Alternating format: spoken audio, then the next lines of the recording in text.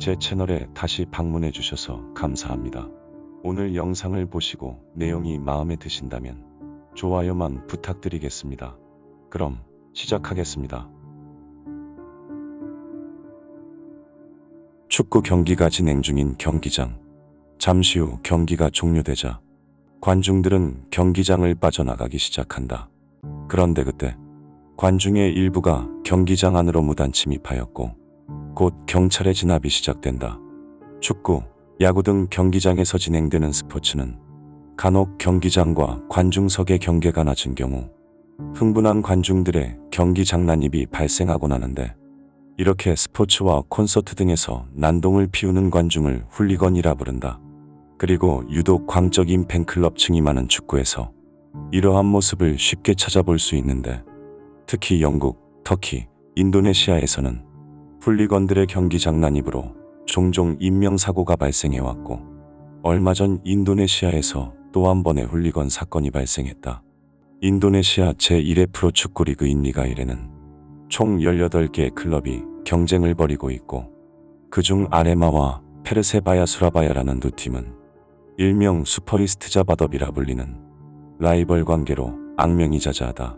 그러던 2022년 10월 1일 인도네시아 동부 말랑에 위치한 칸주루 한 축구 경기장에서 두 팀은 라이벌전을 벌이게 된다. 당시 경기장은 약 4만 명이 입장할 수 있는 규모였지만 혹시 모를 관중들의 난동과 보안을 이유로 경찰 측은 3만 명대의 관중 입장을 권고한다. 하지만 축구협회 관계자들은 이를 무시한 채 전체 좌석에 대한 티켓을 판매하였고, 그렇게 수많은 관중들과 함께 시작한 경기는 별다른 사고 없이 전후반 90분을 모두 마쳤다. 홈팀인 아레마가 2대3으로 패배하며 경기는 마무리되고 있었는데, 바로 그때 갑자기 우측 대각선에 위치한 9번 10번 구역에서 4명의 관중들이 경기장으로 뛰어들어왔고, 이를 본 안전요원들은 빠르게 달려가 그들을 무력으로 진압하였는데, 그와 동시에 수많은 관중들이 너도 나도 할 것 없이 경기장으로 난입하기 시작한다. 이것을 시작으로 당시 관중석에 있던 3,000명이 넘는 아레마 팀의 서포터들이 흥분한 채 경기장으로 들어왔고, 그들은 지난 23년간 이어져온 라이벌 수라바야와의 홈경 기무패 기록이 깨진 것에 격분해 선수들과 팀 관계자들을 찾아 나서기 시작한다. 사방에서 난입한 관중들은 주변에 있던 시설물을 망가뜨리고 경찰의 차량을 부수는 등 점점 더 마음대로 행동하였는데, 이로 인해 아수라장이 된 경기장은 금방이라도 사고가 발생할 것처럼 보였고, 이에 무장 경찰의 진압이 시작된다. 경기장에 투입된 보안 요원들과 경찰들은 관중들을 다시 좌석으로 돌려보내려고 노력하였고, 아직 경기장을 빠져나오지 못한 선수들을 빠르게 라커룸으로 안내하였는데, 이 과정에서 관중들은 라이벌 팀의 라커룸으로 향해 그들을 괴롭히거나 경기장에 화재를 일으키기도 했다.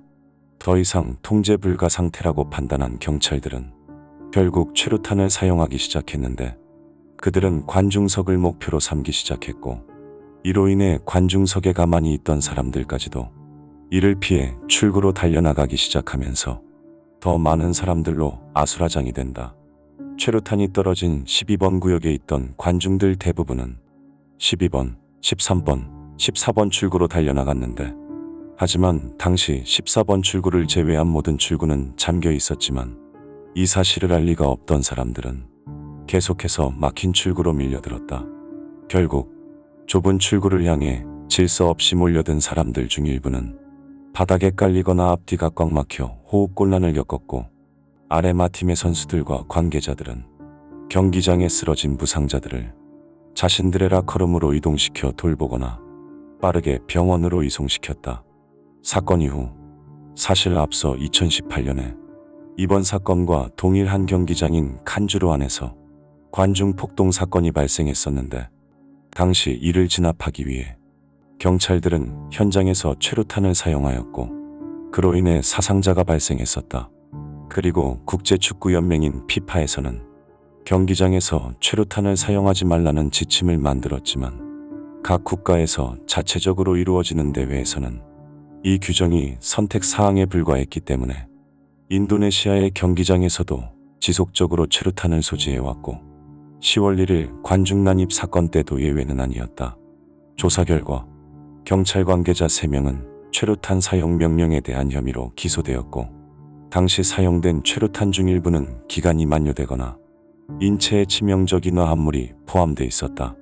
거기다 당시 아레마 경기 조직위원장은 경기장 수용 인원을 초과하여 티켓을 판매한 것이 밝혀져 법적 책임을 지게 되었다. 곳곳에서 구조된 부상자들은 인도네시아 육군 트럭과 구급차를 이용해 빠르게 인근 병원으로 이송되었는데 안타깝게도 이 사건으로 인해 무려 135명이 세상을 떠난 것으로 확인되었고 부상자 수는 약 600명에 달했다. 하지만 병원으로 이송된 부상자들 중 호전을 보이지 않는 사람들이 다수 존재하여 추가적인 피해자가 예상되고 있고 거기다 제대로 집계되지 않은 채 곧장 유가족에게 반환된 사람들까지 포함하면 희생자 수는 200명이 넘는 것으로 알려지고 있다. 워낙 많은 인원들이 한 번에 이송되다 보니 인근 병원은 더 이상 수용이 불가능해 타 지역으로 이송된 사람들도 있었는데 이 사건에 대해 해당 지역의 주지사는 유가족들에게 1천만 루피아를 보상하고 부상자들에게는 500만 루피아를 제공할 예정이다. 추가적으로 인도네시아 정부는 희생된 인원의 유가족에게 각각 5천만 루피아를 보상금으로 지급하기로 하였다.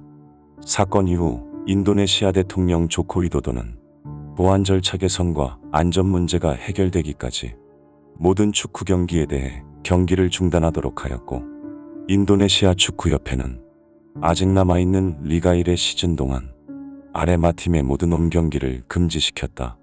그리고 사건 발생 2일 후인 10월 3일 AFC U17 아시안컵 예선 경기가 비공개로 치러지는가 하면 인도네시아 경찰청장은 자신의 권한으로 경기장이 위치한 말랑 지역의 경찰청장과 9명의 간부진을 해임시켰고 아레마 팀은 벌금으로 2억 5천만 루피아를 지불하였다.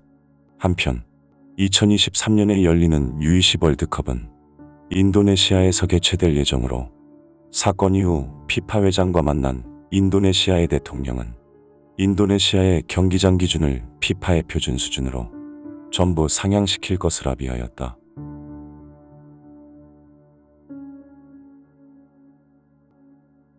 영상을 끝까지 봐주셔서 감사합니다.